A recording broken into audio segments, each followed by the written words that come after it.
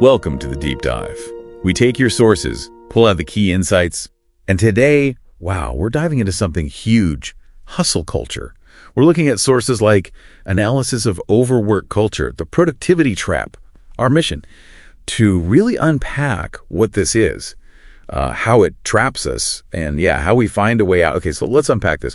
What is hustle culture, really? It's more than just, working hard. Right. It's way more.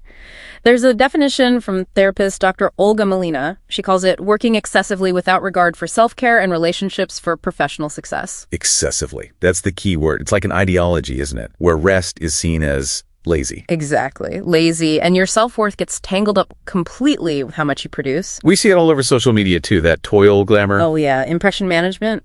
Brands, influencers, they sell the grind. Making being busy this badge of honor. You know that feeling, where your value is just how full your schedule is. And what's really fascinating is where the word hustle even comes from.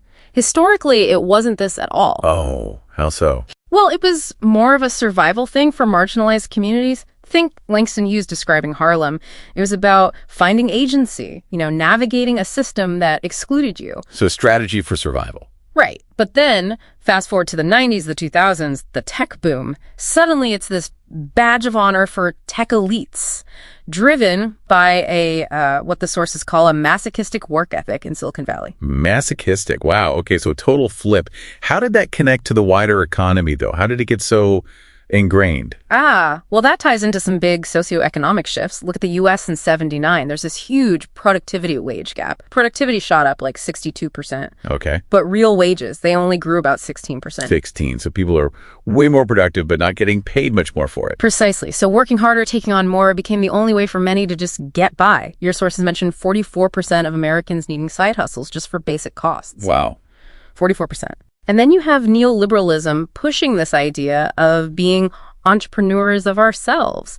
It cleverly frames an economic necessity as this: admirable personal choice, the grind mentality. So a survival tactic dressed up as ambition. That's quite a twist. But okay, the core promise is productivity. Does working like this actually make us more productive? That's the big myth your sources just tear down. The idea that more hours means better results. It's just not true. Really? What did they find? Well, one study by Aaron Reed was amazing. Managers couldn't even tell who really worked 80 hours versus who just, looked like they did. No way. So the appearance of busyness was enough. It seems so. And another study found people working overtime were actually 20% less productive. Less productive. Okay, so it actively backfires. It's like working stupidly on increasingly meaningless tasks, as one source put it. That sums it up pretty well. So why? Why does working more make us achieve less? What's happening in our brains? Our brains just aren't built for it. They're not machines. They need downtime. There's something called the default mode network. It's active when we're resting, daydreaming. Okay. And it's crucial for creativity, for consolidating memories, for problem solving. So downtime is actually our work time for the brain, in a way. You could say that.